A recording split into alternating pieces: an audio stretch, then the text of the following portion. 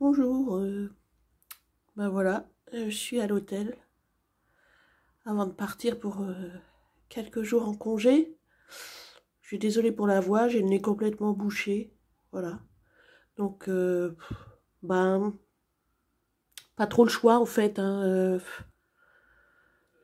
pas trop le choix parce que la semaine a été très difficile et j'ai payé cher les premières années mon refus d'aller à l'hôtel quand vraiment c'était difficile, notamment avant de partir en congé. Je me fais particulièrement massacrer au niveau des tirs d'ondes et de la privation de sommeil. Et puis je me refusais les premières années à payer une nuit d'hôtel. Je trouvais ça ridicule de mettre 70-80 balles euh, dans, dans, dans une chambre d'hôtel à 300 mètres de chez moi, quoi. En plus, bah, souvent je pars en train, pardon. Mon logement, il est tout près de la gare. Et donc, c'était d'autant plus ridicule de devoir payer une chambre d'hôtel tout près, quoi, parce que quitte à partir, autant que ça soit pas trop loin de la gare, quoi. Et mon logement est à 200 mètres, donc c'était franchement... je me refusais obstinément à partir, à louer, pardon, une chambre. Et je l'ai payé cher au niveau santé, donc maintenant, j'hésite plus. Et avant mes congés, la dernière nuit, je prends une nuit d'hôtel. Alors,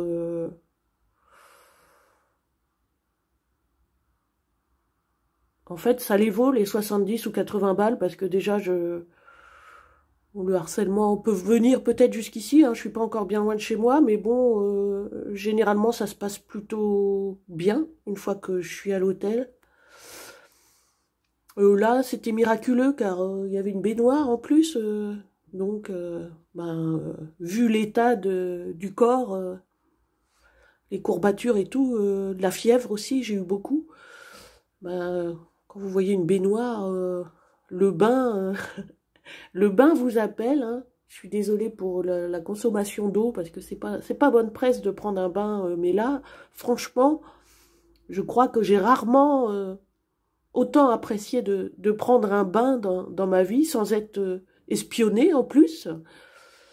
Et puis, oui, pour faire tomber cette fièvre-là, provoquée par, encore une fois, la privation de sommeil par les tirs d'ondes de mes voisins, cette défense immunitaire que je n'ai plus, et du coup, je chope tous les virus qui passent. Donc là, c'est assez infernal, en fait.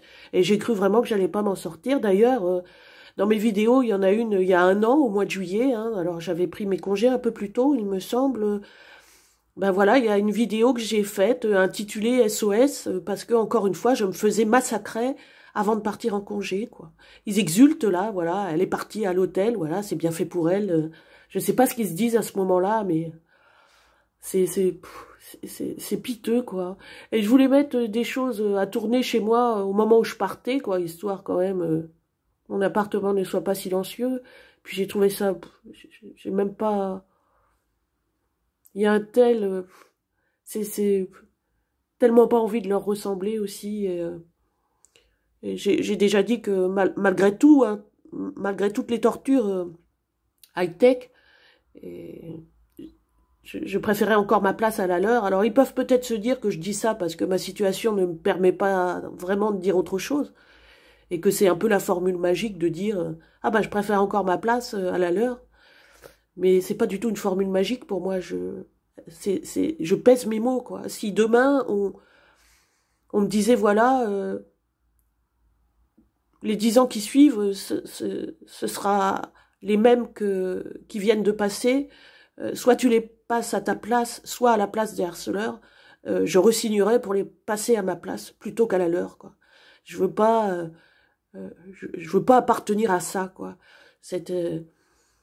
Euh, cette crapulerie là, ce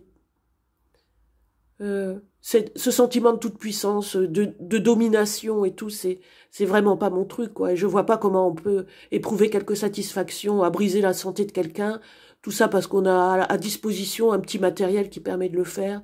qu'on conditionne ses enfants à participer à cette torture euh, en prenant même pas en compte de l'avenir, en fait.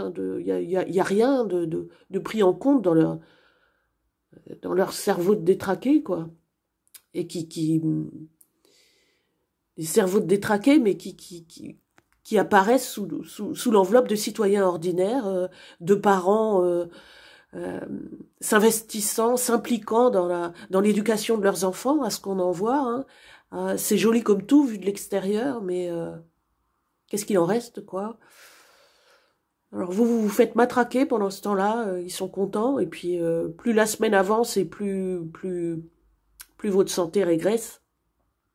Et le but, c'est d'arriver à la fin de la semaine euh, et arriver jusqu'à l'hôtel pour enfin vous dire que voilà, on y est arrivé, on n'est pas mort.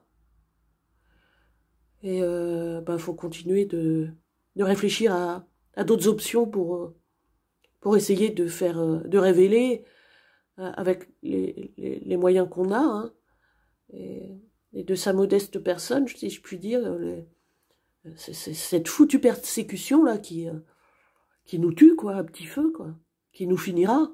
Moi, je sais qu'elle me finira. C'est pour ça, là, je prends cette vidéo-là. Bon, bah voilà, ça, on voit l'hôtel. Est-ce que ça pourra servir pour plus tard pour des recoupements? Parce que j'ai tous mes tickets, enfin, mes réservations d'hôtel, je les ai toutes gardées. J'ai pas réservé des masses de fois, hein, puisque, comme je l'ai dit, les premières années, je trouvais ça ridicule, mais je l'ai payé tellement cher. Si c'est pour... je me rappelle encore, ces 2 ou 3 premières années où j'arrivais jusqu'au train, mais dans un état lamentable, et puis je vomissais arrivé à Paris, souvent, puisque je passais par Paris. J'étais à peine arrivée à la gare Montparnasse que je vomissais autant comme autant. Voilà. Donc là, au moins, la dernière nuit, bon, bah, je sais pas, hein, je pense pas qu'il peut se passer forcément beaucoup de choses, mais en tout cas, j'ai pu prendre un bain tranquillement. Et ça, déjà, rien que ça, je ne sais pas si les personnes qui sont pas harcelées comme nous, les personnes ciblées par onde et par des individus qui savent un peu tout ce qu'on fait H24 en violant notre intimité à qui mieux, euh, si ces personnes-là se doutent à quel point on peut apprécier les quelques moments de répit où on rentre dans une salle de bain et on sait que là, on n'est pas épié, quoi.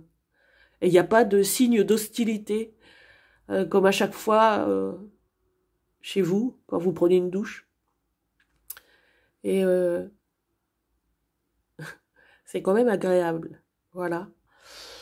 Donc bah là, ils exultent, hein, sans doute. Voilà, ils ont gagné. Alors lui, il est fier, le papa. Hein, voilà, la maman, les enfants qui vous narguent. Hein, parce que bon bah les ados, elles percutent pas, hein, elles percutent rien du tout, quoi. Elles sont, comme je l'avais dit dans une précédente vidéo, là, le côté définitif de la mort, elles le captent pas du tout, quoi. Ils sont dans la tête dans le sable, avec les parents qui les conditionnent de cette façon-là, je pense. C'est pas... Alors elles savent sans doute qu'elles font du mal à quelqu'un, mais bon, ça les fait plutôt rire, hein, c'est fun, et je pense que ça participe aussi de l'ambiance de la société d'aujourd'hui. Ça peut être fun, quoi, à 13, 14 ans, 15 ans, de pouvoir massacrer quelqu'un en toute impunité, avec l'assentiment des parents. C'est pas donné à tout le monde, hein. Voilà. Eh ben, bon courage à tout le monde, à toutes les cibles, et puis, ben, à plus tard.